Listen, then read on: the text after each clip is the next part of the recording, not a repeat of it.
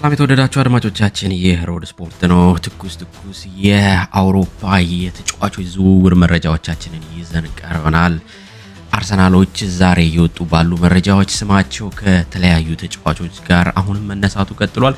በተለይ የግራ አማካይ እንዲሁም የፊት መስመር ተጫዋቾች ከአርሰናል ጋር ተያይዘው መነሳታቸው በስፋት እየተዘገበ ሲገኝ ዛሬ እየወጡ ባሉ መረጃዎች የሪያል ማድሪዱ ሮድሪጎ ወደ አርሰናል ሊያቀና የሚችልበት ብዙ እድል እንዳለ በስፋት እየተነገረ ነው። የኒኮ ዊሊያምስ እንዲሁም የአስቶን ቪላው ሞርጋን ሮጀርስ እንዲሁም ደግሞ ሌሮይ ሳኔ ከአርሰናል ጋር መያያዛቸው ቀጥሏል። እየወጡ ባሉ ሌሎች መረጃዎች ደግሞ አርሰናሎች እንዲሁ ከቪክቶር ጊኮሬሽ እና ቤንጃሚን ሴስኮ ጋር አሁንም መያያዛቸው እንደቀጠለ ሲሆን ዛሬ በሚገርም ዜና ቪክቶር ጊኮሬሽ ምናልባትም ማንቸስተር ዩናይትድን ሊቀላቀል እንደሚችል አንዳንድ የዘገባ ምንጮች አስነብበዋል።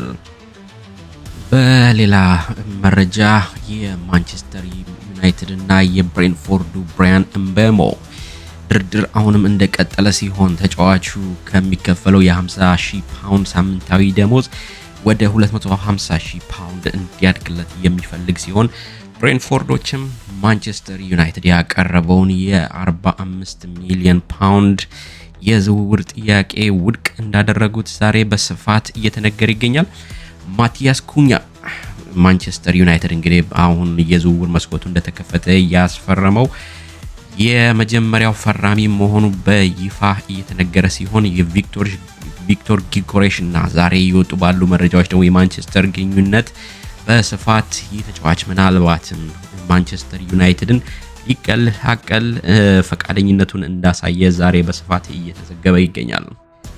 የኔዘርላንዱን የቀኝ ተከላካይ ተጫዋች ያማስፈረም የቻሉት ሊቨርፑሎች አሁን ደግሞ ፊታቸውን ወደ ባየር ሊቨርኩዘኑ ፍሎሪያን ቪርትዝ እንዳዞሩና ለዚህ ተጫዋች የክለብ ሪካርድ የሆነ እስከ 110 ሚሊዮን ፓውንድ ለመክፈል ዝግጅት ማጠናቀቃቸውን በስፋት እየተነገረ ይገኛል።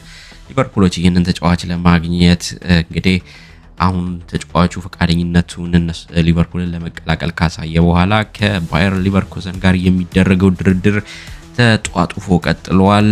ሊቨርፑሎች በተያያዘ ዜና ደግሞ ከባርሴሎና የቀረበላቸውን የሉዊስ ዲያዝን እንግዛው ጥያቄ ውድቅ እንዳደረጉ በስፋት እየተዘገበ ይገኛል። እንደ ዘገባዎች ከሆነ ባርሴሎና ለዚህ ተጫዋች በጣም ዝቅተኛ የሚባል ሂሳብ እንዳቀረበ በስፋት እየተነገረ ይገኛል። የዝውውር መስኮቱ በተከፈተ ቁጥር ከብዙ ተጫዋቾች ጋር ስማቸው የሚያያዙት የለንደኖቹ ቼልሲዎች የሊያም ዴላፕን ከኢፕስዊች ታውን ካስፈረሙ በኋላ ይህ ተጫዋች እንግዲህ በ30 ሚሊዮን ፓውንድ ነው ቼልሲን የተቀላቀለው። እስከ 2031 የሚያቆየውን ስምምነት ከቼልሲ ጋር ያደረገ ሲሆን ኤኪቲኬ እንዲሁ ከሊቨርፑል ጋር በመፎካከር ለማስፈረም እንዲሁ ቼልሲዎች ድርድር ላይ መሆናቸው በስፋት እየተነገረ ይገኛል። በውሰት በጋላታሳራይ ያሳለፈው ቪክቶር ኦሲሜን ወደ አልሂላል ያደርገው የነበረው ድርድር በአልሂላልና በናፖሊ ባለመስማማት እንደተቋጨ ዛሬ የወጡ መረጃዎች እያስታወቁ ይገኛሉ። አልሂላሎች ለናፖሊ ያቀረቡት የ70 ሚሊዮን ዩሮ ሂሳብ ተቀባይነት እንዳላገኘ በስፋት እየተነገረ ይገኛል። ይህንን አጋጣሚ ለመጠቀም እንዲሁ የቱርኪሹ ጋላታሳራይ ተጫዋቹን በዚህ አጋጣሚ ለማግኘት ጥረት እያደረገ እንደሆነ በስፋት እየተነገረ ይገኛል። ወደ ሌላ የአርሰናል መረጃ ስናመራ አርሰናሎች የግብ ጠባቂ ችግራቸውን የተጠባባቂ ግብ ጠባቂ እንግዲህ ኔቶ ነው በዘንድሮ የውድድር ዘመን አርሰናልን ሲያገለግል የነበረው። አሁን ይወጡ ባሉ መረጃዎች የቼልሲውን ግብ ጠባቂ ኬፓን ለማግኘት አርሰናሎች የውል ማፍረሻ የሆነውን 5 ሚሊዮን ፓውንድ ለመክፈል ዝግጁ መሆናቸውን አሁን በወጡ ዜናዎች መረዳት ችለናል። አርሰናሎች እንግዲህ ስማቸው በተደጋጋሚ ከብዙ ተጫዋቾች ጋር መያያዙ አሁንም እንደቀጠለ ነው።